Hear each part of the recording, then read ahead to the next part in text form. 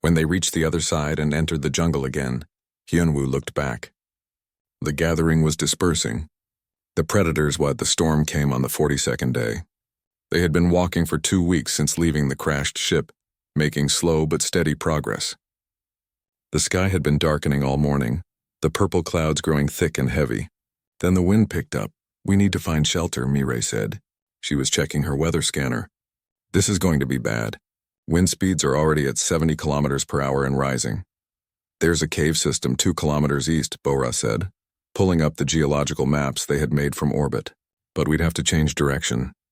2 kilometers in this wind will take hours," Daehyun said. "And if we move too fast, we'll trigger every predator between here and there." The wind grew stronger. Rain began to fall, heavy drops that felt like stones. Within minutes, they were soaked. The jungle around them began to sway and crack. Branches fell. Entire trees bent under the wind's force. "We have to move," Hyunwoo shouted over the growing storm. "Staying here is death. But we move slowly. No matter what happens, we don't run." They started walking toward the caves. The storm fought them every step. Wind tried to push them over. Rain blinded them.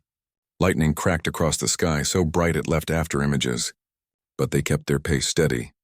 After an hour, Taeyang stumbled. A gust of wind caught him wrong and he went down hard. His pack broke open, scattering supplies. He scrambled to gather them, moving quickly out of instinct. Something burst from the undergrowth. It was smaller than most predators they had seen, but fast. It went for Taeyang's exposed back, jaws wide. Hyunwoo turned smoothly, drawing his plasma rifle, and fired. The shot took the creature in the head and it dropped. "Everyone freeze," Daehyun commanded. They stopped moving. The gunshot and Taeyang's quick movements had attracted attention. Hyunwoo could see shapes in the rain circling them. The predators were cautious, but they were interested. One mistake and this would turn into a massacre. "Taeyang, stop moving," Hyunwoo said calmly. "Leave the supplies. Stand up slowly." Taeyang did as instructed. His movements were controlled despite the fear in his eyes. He stood and took a step backward, then another. The shapes in the rain watched but didn't attack. "Now we walk," Hyunwoo said. "Leave the supplies. They're not worth dying for." They continued toward the caves. The storm grew worse. Trees were falling now. Massive trunks that crashed down with enough force to shake the ground. The noise was incredible. Thunder, wind, rain, breaking wood. But through it all, they maintained their pace. "I can see the caves," Jiwon shouted. She was pointing ahead. Through the rain, Hyunwoo could make out a dark opening in a rocky hillside. Then the ground gave way beneath Mireille. She had been walking over what looked like solid earth, but the storm had undermined it. She dropped into a hole, vanishing from sight. They heard her scream, then nothing. "Mireille!" Bora started to run forward. "Stop!" Hyunwoo grabbed her arm. "You run and we all die." We approached slowly. Every instinct screamed at them to help their friend immediately. But they forced themselves to walk. When they reached the hole, Hyunwoo looked down. It was a cave-in, maybe 4 meters deep.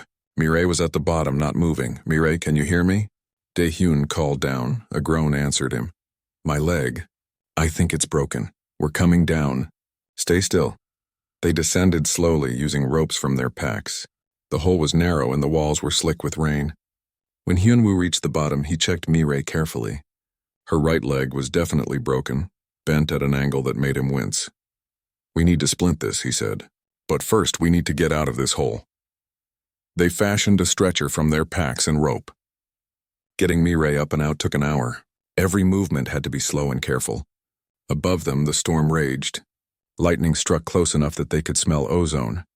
When they finally emerged, they were all exhausted. Mireille was pale and sweating despite the cold rain. Her leg was badly splinted, but it needed proper medical attention. "The caves," Daehyun said. "We're only 50 meters away. We can make it." They lifted the stretcher together. 4 of them carried while 2 kept watch. The weight was awkward and heavy. The wind kept trying to knock them off balance. But they walked. Step by step, meter by meter, something was following them. Hyunwoo could see it in his peripheral vision. Multiple somethings. The storm had brought out predators that normally stayed hidden. Or perhaps the smell of Mireille's blood was attracting them. "Keep moving," he said. "Don't look at them. Don't react." They reached the cave entrance just as lightning struck a tree 10 meters away. The thunder was deafening. The tree exploded, sending burning fragments in all directions. One piece hit Woon in the shoulder and he cried out but didn't drop his corner of the stretcher. Inside the cave, they finally allowed themselves to stop. They set Mireille down gently and collapsed around her. Outside, the storm continued its assault, but inside they were safe. For now, Bora immediately began treating Mireille's leg while Woon checked his burn. It wasn't serious, just painful. They were all injured in small ways. Cuts, bruises, exhaustion that went beyond the physical. "We can't stay here long," Daehyun said. He was looking at his navigation system. "The caves extend deep, but this entrance is exposed. Once the storm passes, predators will come." "Mireille can't walk," Ji-won said. "How are we supposed to carry her 5 more kilometers?" "The same way we got here," Hyunwoo said. Slowly. They rested for 6 hours while the storm raged outside. Hyunwoo couldn't sleep. He kept thinking about the Valkyrie colonists. They had faced a storm like this. Their logs had mentioned it. They had tried to run to shelter and the jungle had killed them. The storm finally passed. The sudden silence was almost as disturbing as the noise had been. They emerged from the cave cautiously. The jungle had changed. Trees were down everywhere. The ground was covered in debris, and in the distance they could hear feeding sounds. Predators were taking advantage of the storm's aftermath. "We have to navigate through that," Taeyang said. He looked at the devastation and shook his head. "Carrying an injured person." "We've come this far," Mireille said. Her voice was weak but determined. "Don't stop because of me." They set out at dawn. The next 3 days were the hardest of the entire journey. The storm damage had blocked many of their planned routes. They had to detour around fallen trees and flooded areas, all while carrying Mireille and maintaining their slow pace. On the 3rd day, they encountered something unexpected. A group of creatures was gathered around a large predator that had been crushed by a falling tree. But they weren't fighting over the corpse. They were watching the humans. "What are they doing?" Ji-won whispered. "Learning," Woon said. "They're learning from us. Watch." As the humans walked past, some of the creatures began to imitate them, moving slowly instead of in quick bursts, watching carefully instead of reacting to every movement. It was subtle, but it was there. "We're changing their behavior," Mireille said from her stretcher. "By showing them a different way to move, we're actually affecting the ecosystem." "Is that good or bad?" Taeyang asked. "I don't know," Woon admitted. "But it's fascinating."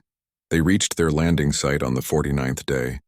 The shuttle was still there, exactly where they had left it 7 weeks ago.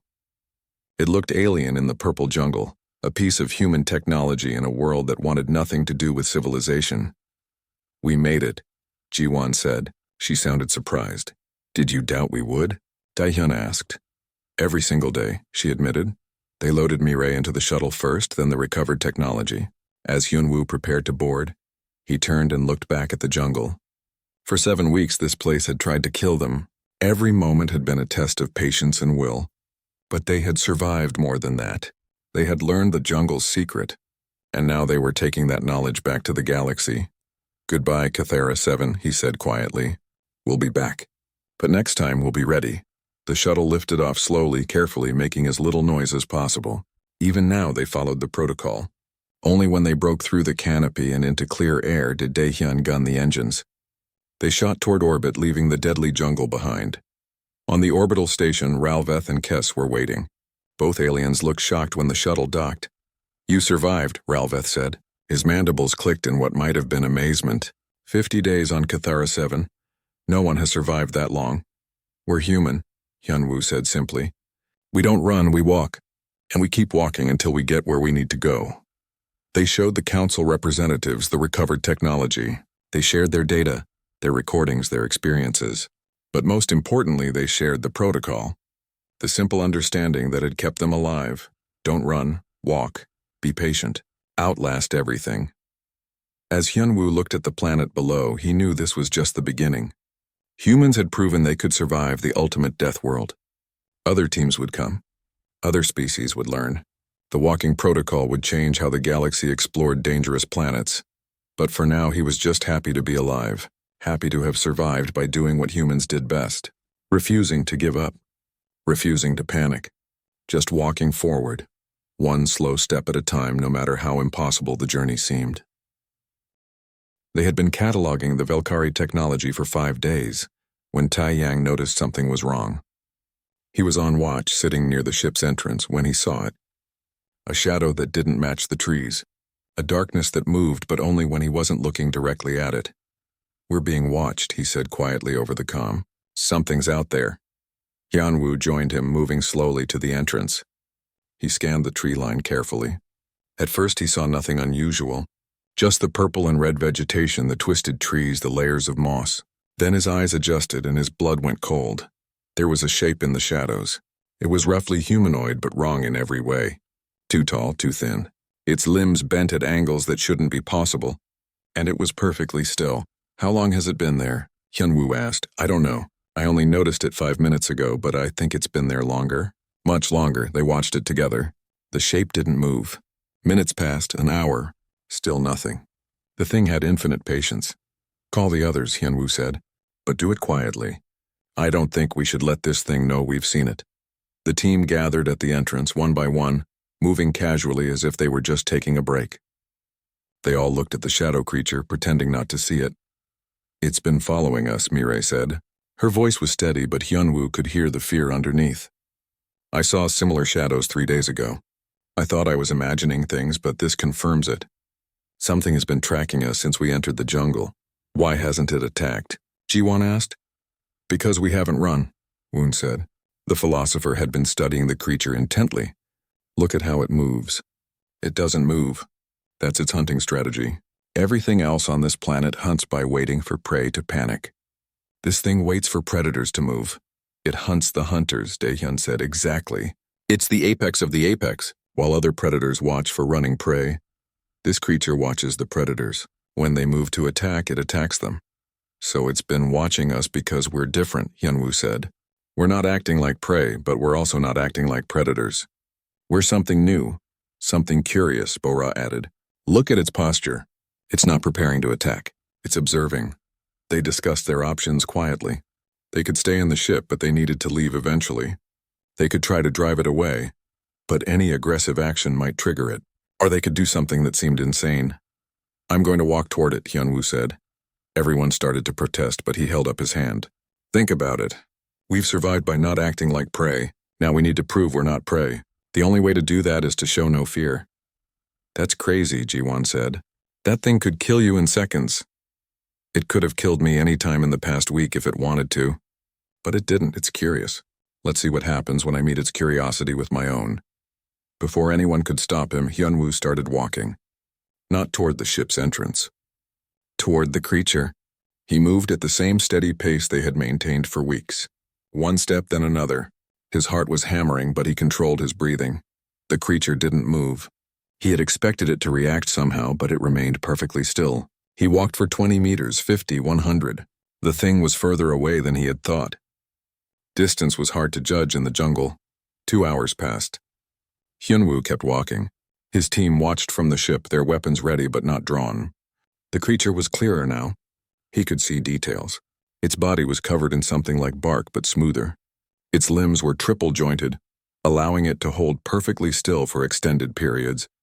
Its head was featureless except for what might have been eyes. Or sensors. Or something else entirely. He stopped 5 meters away from it, close enough to see it clearly, close enough for it to strike if it wanted. Then he waited. The sun moved across the sky. Shadows shifted. Small creatures moved through the undergrowth, but the larger predators stayed hidden. They were all watching this confrontation between two beings that refused to show fear. 4 hours. 6. Hyunwoo's legs were numb. His back screamed. His mouth was dry, but he didn't move. The creature didn't move either. They were locked in a contest of patience that neither could afford to lose. Finally, as the sun was setting, the creature moved. It was the first movement Hyunwoo had seen from it in 6 hours. The thing lifted one of its arms slowly and extended it toward him. Not threatening, exploring, Hyunwoo stayed still. The creature's limb came closer, close enough to touch. Then it paused. Hyunwoo could feel something. Not a physical sensation, but something else. A presence. An intelligence studying him. The limb withdrew. The creature took a step backward. Then another. It was leaving. Not fleeing. Just leaving. As if it had satisfied its curiosity and decided Hyunwoo wasn't interesting anymore. When it was gone, Hyunwoo allowed himself to breathe normally. His legs nearly gave out, but he forced them to work. He turned and walked back to the ship, maintaining the same steady pace. Only when he was inside did he allow himself to collapse. That was the stupidest, bravest thing I've ever seen, Dae-hyun said. He handed Hyunwoo water and Hyunwoo drank greedily. It worked though, Mireille said. She was analyzing the readings from her scanner. The creature's heart rate, if that's what it has, never elevated. It was never preparing to attack. It really was just curious. And now it's gone, Woon said. Because you showed it that you were neither prey nor predator. You were something it couldn't categorize. That confusion saved your life. They spent 2 more days at the ship, carefully extracting the technology they needed. The Valkyrie had been working on a new type of faster-than-light drive. If the Council could replicate it, travel between stars would become 10 times faster. It was worth the risk, worth the weeks of walking. On the 3rd day, they prepared to leave. They had learned to pack carefully, distributing weight evenly so no one would be tempted to shift their load quickly. Every item was secured so it wouldn't rattle or make noise. 7 kilometers, Dae-hyun said. If we maintain our pace 3 weeks, maybe 4. The supply shuttle can drop food and water, Bora said. They've gotten good at slow, silent drops. We won't starve. Then let's go home, Ji-won said. She smiled, but there was exhaustion in her eyes. They all felt it. The constant vigilance wore on the mind more than the body. They left the ship in the early morning when the jungle was quietest. The ruins around the ship were interesting. The Valkyrie had built structures, shelters, what looked like a research station. All of it was overgrown now, consumed by the purple moss and red vines. Nature had reclaimed everything. Hyunwoo paused at one building. The door had been forced open from the inside. Claw marks scored the metal. Someone had been trapped and tried desperately to escape. He could imagine their terror. The sound of predators outside. The knowledge that opening the door meant death, but staying meant a slower death by starvation. They never had a chance, he said quietly. 300 colonists. They brought families, children. All of them died because they didn't understand the jungle's rule. We're going to change that, Tae-yang said. When we get back, other teams will come here. They'll use our protocol. Learn from our experience. This planet won't be a mystery anymore. It will still be dangerous, Mireille warned. One mistake, one moment of panic, and the jungle will kill you. That won't change. But people will know, Hyunwoo said. They'll know that humans walked across Cathara 7 and survived. That means something. They started walking. Behind them, the crashed ship slowly disappeared into the jungle. In a few years, it would be completely overgrown. In a decade, it would look like a natural part of the landscape. The jungle consumed everything eventually, but it hadn't consumed them. On the 5th day of their return journey, they saw something that stopped them all. There was a clearing ahead, larger than any they had seen before. And in that clearing were hundreds of creatures, all different species. All the apex predators of Cathara 7 gathered in one place. What is this? Ji-won whispered. A gathering, Woon said. He sounded amazed. I've read about this in xenobiology texts, but I never thought I'd see it. When a new element enters an ecosystem, when something disrupts the balance, the apex predators gather to assess the threat. We're the threat, Hyunwoo realized. Yes. We've been walking through their territory for 2 months. We don't act like prey. We don't act like predators. We're something new and they're trying to decide what to do about us. The creatures were facing them, not moving, just watching. There were hundreds of them, maybe thousands. Every predator species on Cathara 7 seemed to be represented. What do we do? Dae-hyun asked. His hand was on his weapon, but they all knew weapons wouldn't help. Not against this many, we walk, Hyunwoo said. We walk right through them.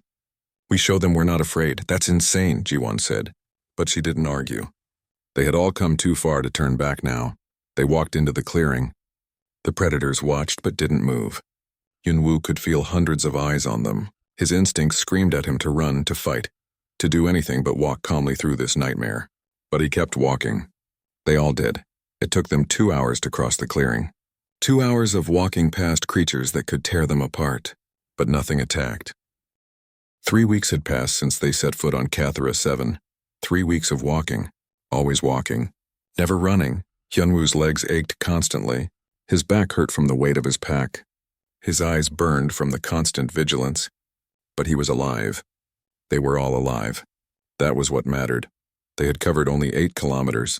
On Earth, a person could walk that distance in 2 hours. Here, it had taken them 3 weeks. Every step required thought. Every movement had to be controlled. The moment someone moved too quickly, the jungle responded.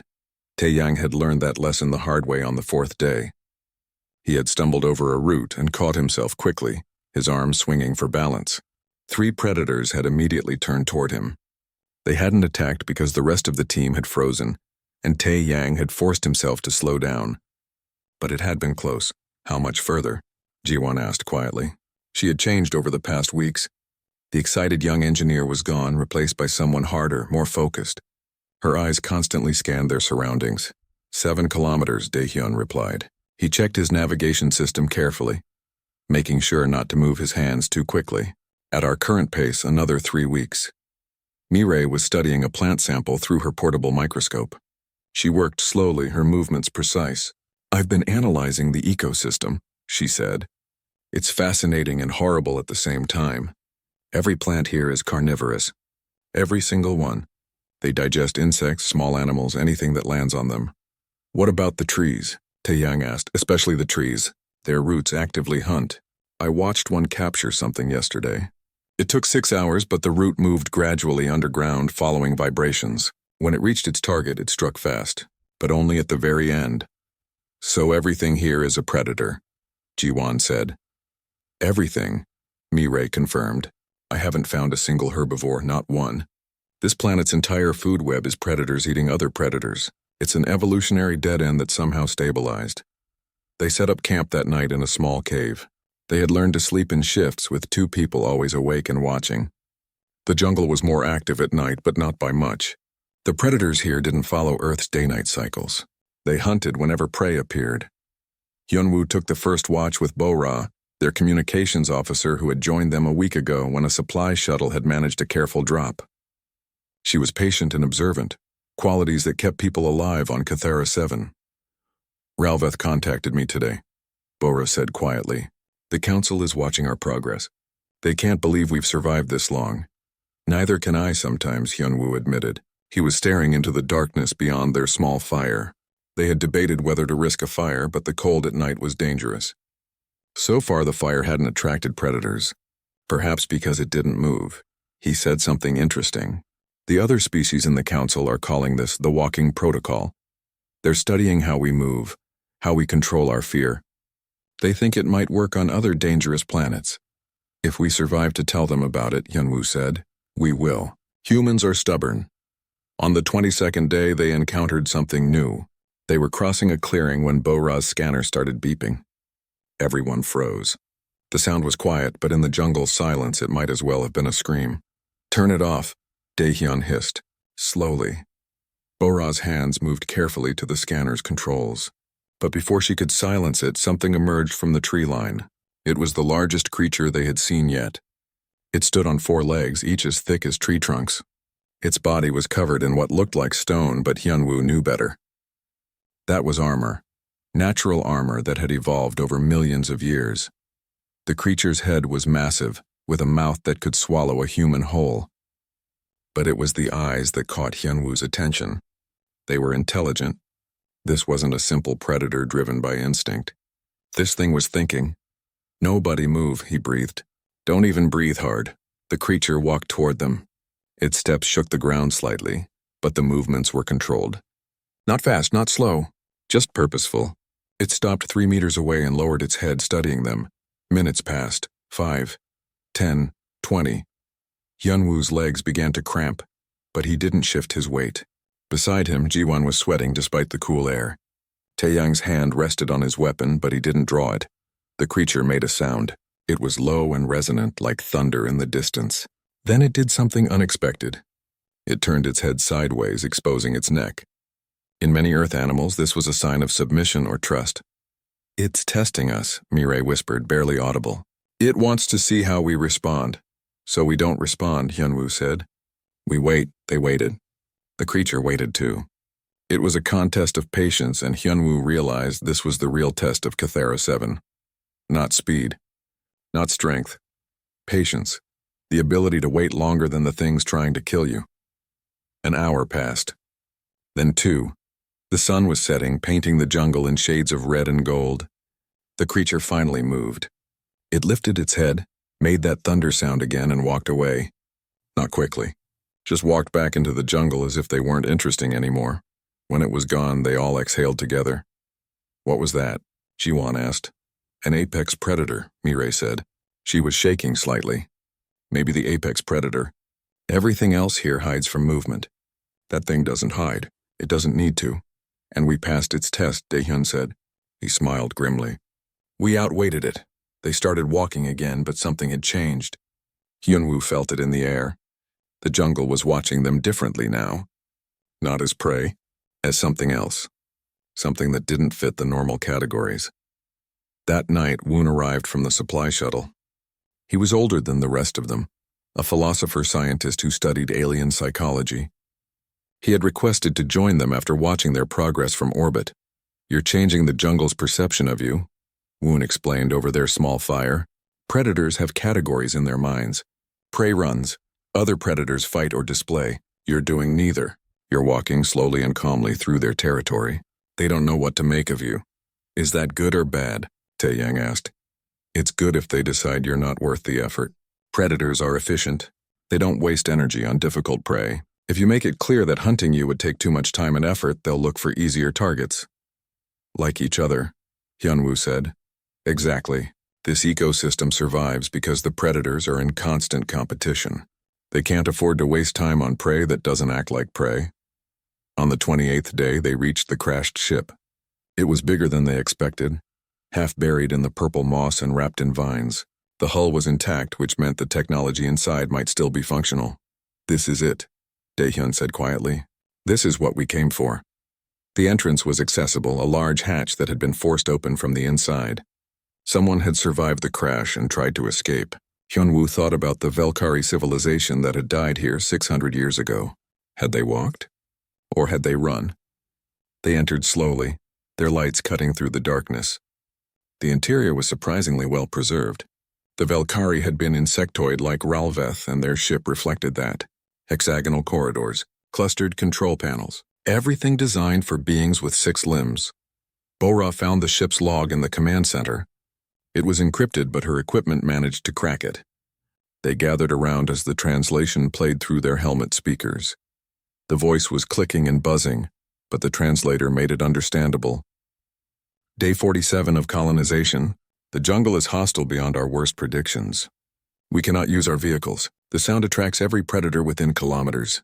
We tried walking, but the colony has 300 individuals. Moving that many people slowly is impossible. Another log. Day 93, we are down to 127 survivors. The predators are learning our patterns. They wait near our paths. Yesterday, a child was startled by a sound and ran. The creatures took him before we could react. Another. Day 152, only 30 of us remain. We are attempting to reach the ship. If we can launch, if we can reach orbit, perhaps some will survive. But the ship is 5 kilometers from our shelter. 5 kilometers through hell. The final log was brief. They're outside. Hundreds of them. They know we're leaving. They're waiting for us to run. But we have no choice. May the ancestors forgive us, the log ended. The ship's interior was silent except for their breathing. They ran, Jiwon said quietly. In the end they ran and the jungle killed them all. Hyunwoo looked at his team. They had been on Cathara 7 for 28 days. In that time they had walked 8 kilometers and learned the planet's most important rule. The Velkari had lived here for 152 days and never learned it. We're not running, he said. We're going to walk back. All 7 kilometers. And we're going to carry this technology with us, nice and slow. That will take another 3 weeks, Taeyang said. Then it takes 3 weeks, Daehyun replied. Humans have time. That's what we do. We outlast everything. Outside, something screamed in the distance. Something had just become prey. But inside the dead ship, the humans continued their work, moving slowly and deliberately, refusing to panic. The shuttle broke through the clouds and Hyunwoo pressed his face against the window.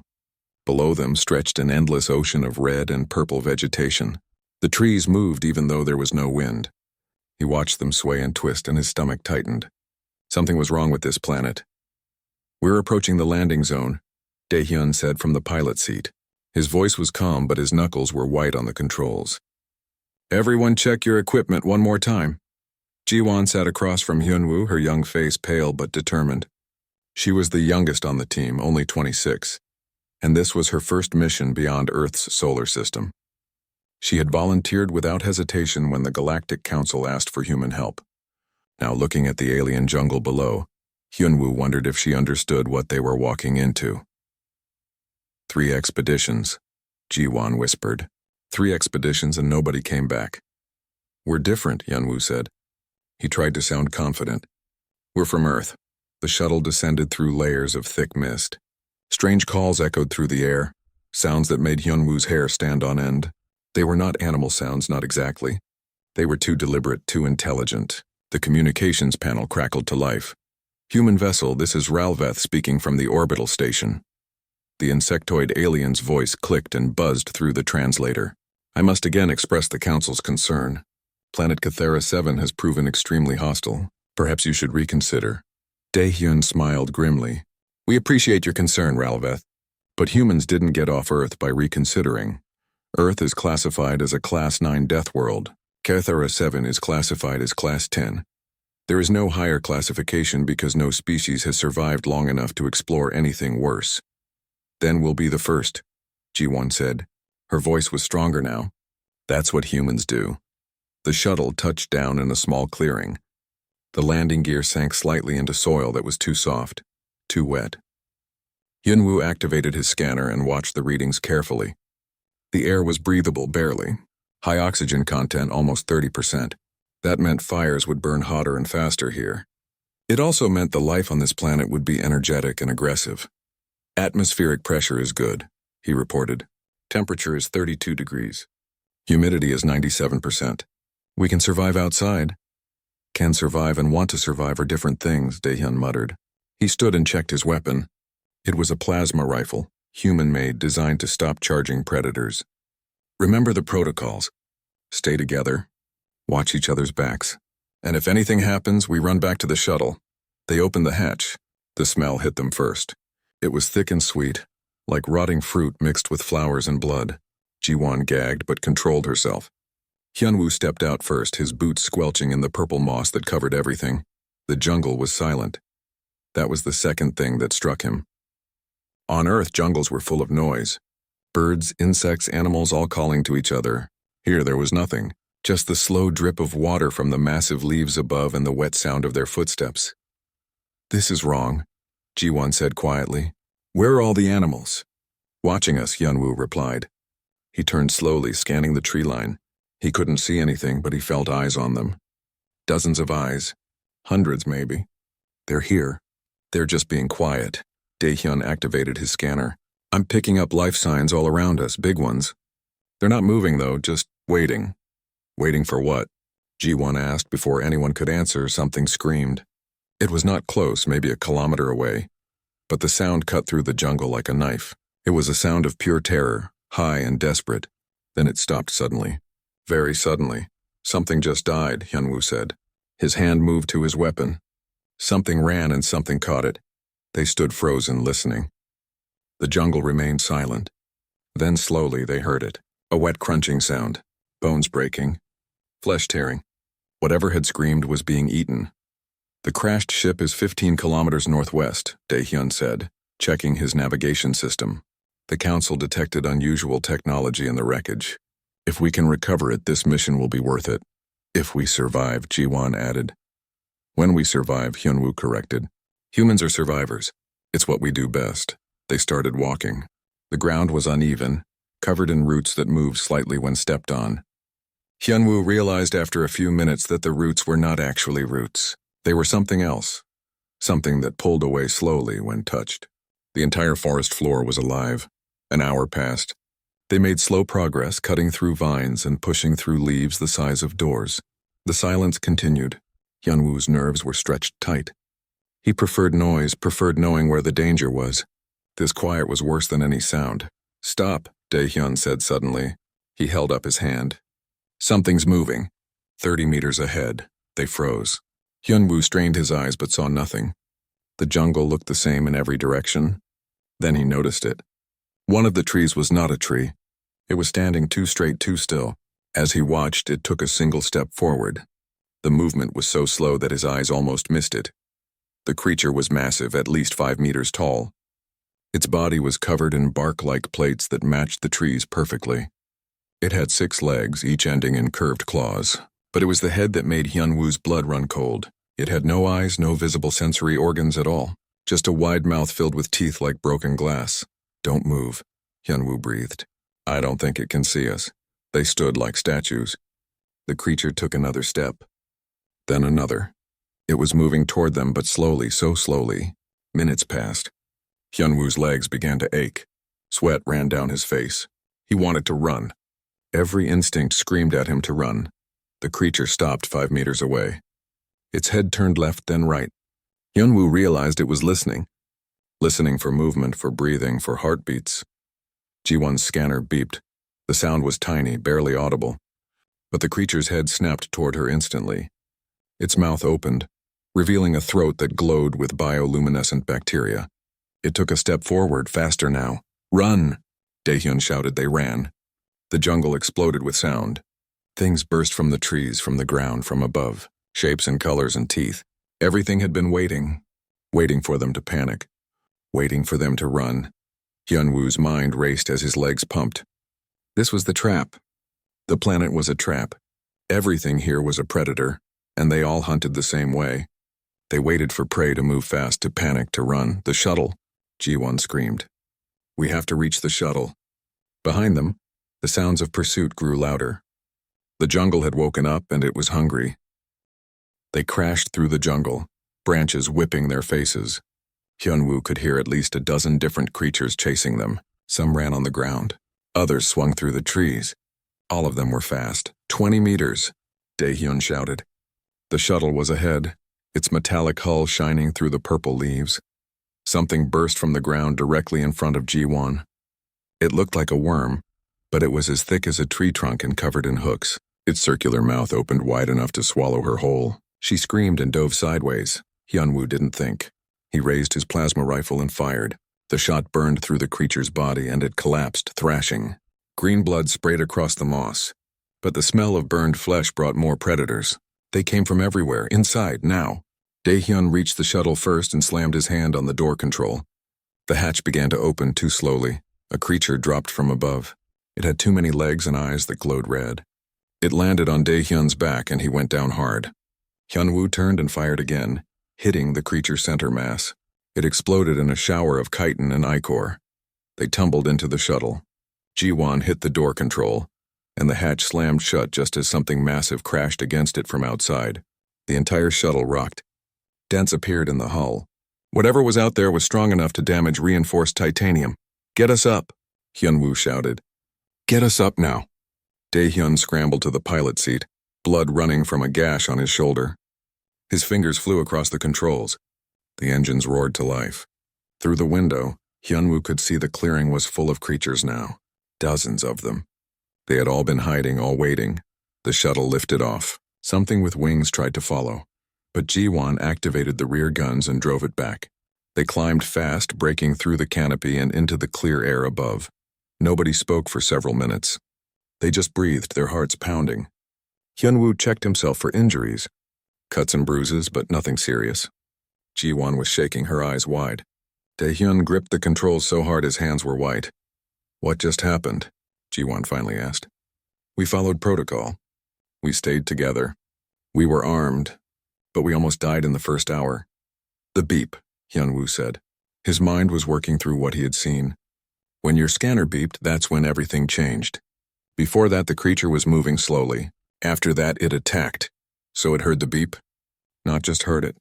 Responded to it." Hyunwoo pulled up the video feed from his helmet camera and watched the encounter again. Look, the creature was moving slowly before. After the sound, it moved fast, and that triggered everything else. Daehyun brought the shuttle into orbit and docked with the research station. Ralveth was waiting for them in the airlock. The insectoid alien's mandibles clicked nervously when he saw their condition. "You survived," Ralveth said. He sounded surprised. "The 3 previous expeditions all perished within the first day. 2 within the first hour. We almost joined them," Daehyun said. He winced as a medical drone began treating his shoulder. "That planet is worse than anything I've seen, and I grew up on Earth." "What happened down there?" A new voice spoke. Hyunwoo turned and saw Kes, the avian scientist. She was small and delicate, with feathers that shimmered blue and green. She came from a low-gravity world and looked like a strong wind would break her. Our sensors showed the jungle came alive the moment you started running. That's exactly what happened, Hyunwoo said. He pulled up a holographic display and showed them the footage. Watch this creature here. Before we made noise, it was moving slowly. After the beep, it rushed us. And once we started running, every predator in the area attacked. They watched the video in silence. Ralveth's antennae twitched. Movement triggers them. Fast movement. More than that, Hyunwoo said. He was starting to understand now. Panic triggers them. Think about it. What do prey animals do when they're scared? They run, Jiwon said slowly. They always run, exactly. And these predators evolved to hunt anything that runs. They stay still, stay quiet, and wait for prey to panic. Hyunwoo felt a cold understanding settle over him. This planet doesn't have prey animals anymore. They all went extinct because they ran. Only the predators remain, all competing to catch anything that moves fast. Kes ruffled her feathers. That's impossible. An ecosystem cannot function with only predators. It can if the predators eat each other, Daehyun said. We saw it. When we ran, everything attacked, but some of those things were attacking each other too. Ralveth brought up a star map. The crashed ship you were sent to investigate belonged to the Velkari civilization. They disappeared 600 years ago. We believe they attempted to colonize Cathara 7. They failed, Hyunwoo said. They failed because they ran. So what do we do? Jiwon asked. The council needs that technology. It could change everything about how we travel between stars, but we can't get to it if we die the moment we step outside. Hyunwoo stared at the planet below. The red and purple jungle looked almost peaceful from orbit. But he knew better now. We don't run. We walk. Walk? Kes looked confused. I don't understand. On Earth, humans hunted in a specific way, Hyunwoo explained. We didn't run down our prey, we walked. We followed animals for days, for weeks sometimes. We just kept walking until they collapsed from exhaustion. We call it persistence hunting. That sounds horrifying, Ralveth said. It kept us alive, Daehyun replied. And it might keep us alive here. If the predators respond to fast movement, we move slowly. We don't trigger their hunting instinct.